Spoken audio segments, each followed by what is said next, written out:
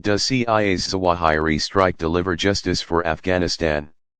U.S. President Joe Biden speaks on the operation that killed al-Qaeda chief Ayman al-Zawahiri, from the Blue Room balcony of the White House in Washington, D.C., U.S., August 1, 2022. Over the weekend, top al-Qaeda leader Ayman al-Zawahiri was killed in a U.S. drone strike in Afghanistan.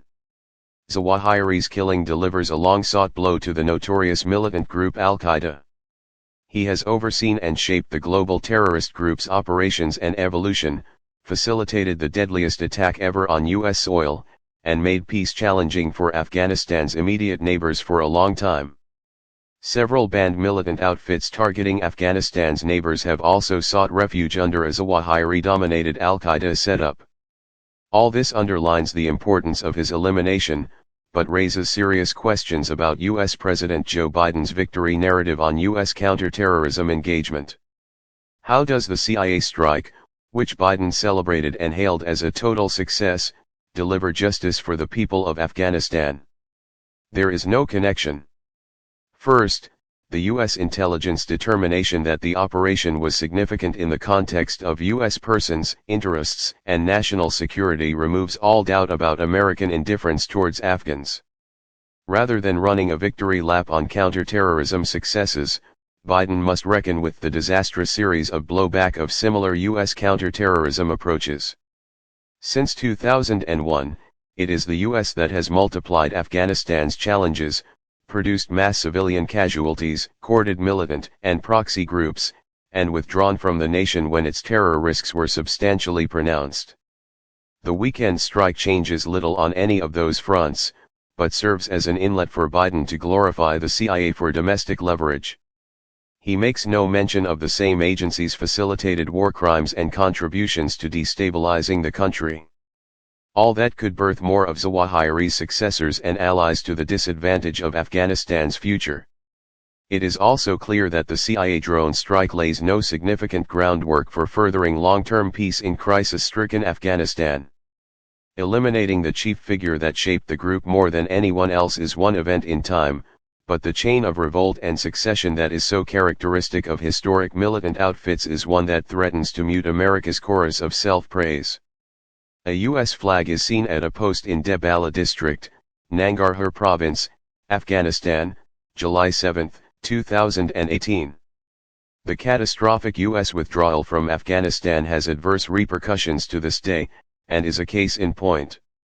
Consider the fact that al-Qaeda, in the lead-up to the CIA killing, has continued to advance its primary leverage in organizing, preaching, and promoting pathways for sustained terrorism within Afghanistan and along porous borders. That debunks the myth of U.S. counterterrorism successes because of a single reason: eliminating al-Qaeda was the selling point of America's reckless invasion into the country. A blow to the group's head 2 decades later is quite a commentary on U.S. intelligence failures rather than its success. What the U.S. has failed to learn during its unauthorized stay on Afghan soil is this: the determinants of security in Afghanistan go beyond a single militant group. An escalating humanitarian crisis, America's unmet promises on rebuilding, and severe economic challenges, all merit attention in the pursuit of meaningful peace.